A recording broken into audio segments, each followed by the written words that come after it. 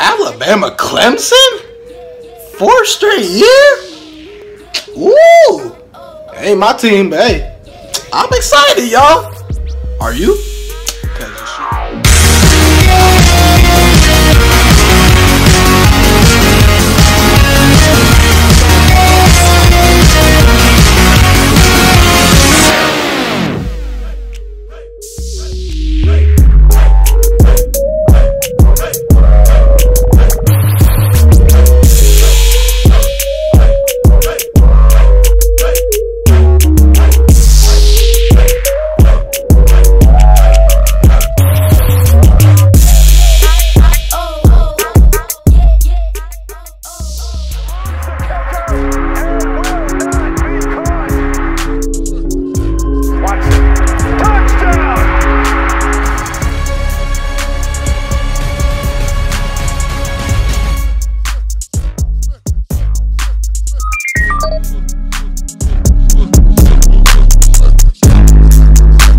Wanted to give another quick shout out to RSHighlights. You already know. Thank you for allowing me to use part of your video. I appreciate it. You know, I really do. And just thank you for letting me use it. And, you know, you the man.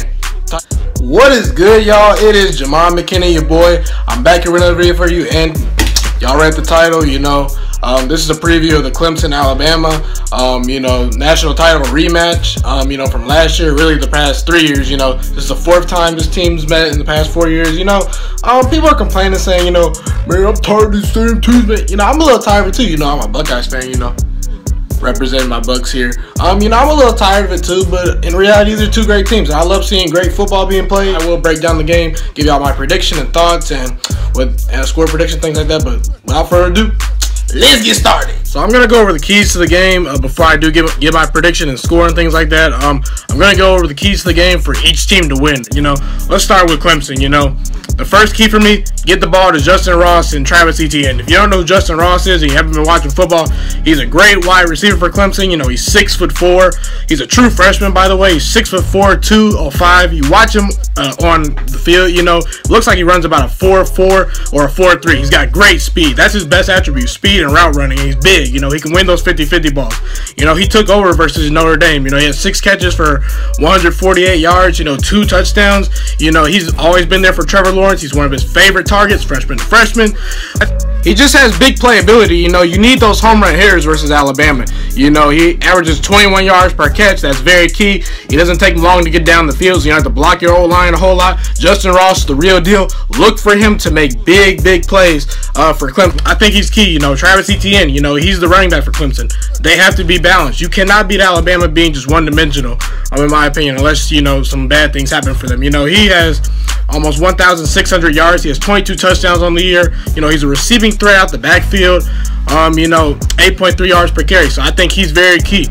The other key is pressure Tua. You know, the second key of the game. You know, Clemson, their bread and butter, they love to rush the passer. Brett Venables, like 52 sacks in the year Clemson does, probably the best D-line in the country. Throwing him, you know, you need to pressure Tua. You're going to have to. You're going to need to get him off of spots. And also, you know, I think they need to win the time of possession and win the penalty battle. You know, I think Clemson, listen, you got to play close to perfect to beat Alabama.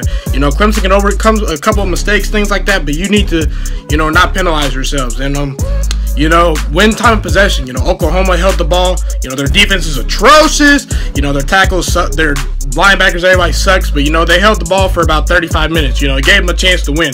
Gave them somewhat of a puncher's chance in the second half. If they didn't start off so bad, Oklahoma might have been in the game. The University of Georgia, that great game. The University of Georgia, they held the ball for close to about 35 minutes as well, and they were in the game. They should have won the game. They were the better team on the field that day. But, you know, Alabama ultimately prevailed. But you need to win time of possession and try to control the clock. Keep Tua in that offense off the field and tire that Alabama defense out, and I think you'll have a chance, Clemson. That's the keys for them. Let's get into the keys for the Alabama Crimson Tide.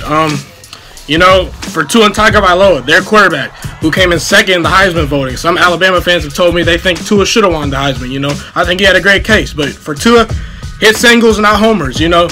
And what I mean by that is Tua Tagovailoa loves to take chances. You know, he loves to hold the ball, take deep shots. And it works versus the Citadel. It works versus Missouri. It works versus some of these teams with no offense to answer. It works versus the Oklahoma defense. And, you know, singles are easy to hit, you know. I'm talking about, you know, hitting passes and things like that. But, you know, when you watch him play, you know, he loves the deep throws. He holds onto the ball a whole lot. Versus Clemson, you ain't gonna have a whole lot of time to hold on the ball, or else you're gonna be on your back and hurt and things like that. Like, you need to keep the chains moving, you know, get first downs. Don't look for the home run shots, because they're not gonna hardly be there, you know, in the passing game. You know, I also think Alabama needs to dominate both lines of scrimmage, you know, dominate that offensive line, you know, punch Clemson in the mouth, you know, on offense, you know, limit their pass rush. That would be great, you know. And also, if you can dominate the line of scrimmage, I think you'll be able to stop Travis Etienne from running the ball.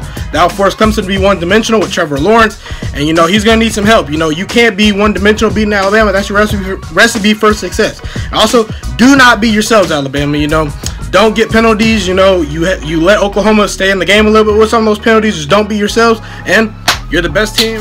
Alright, y'all, so I'm giving my prediction now. You know, I'm picking Clemson to win. I really am. I do think Clemson's going to win. I'll preface this by saying I do think Alabama is the better team than Clemson. You know, they should win this game, but I just don't think they will.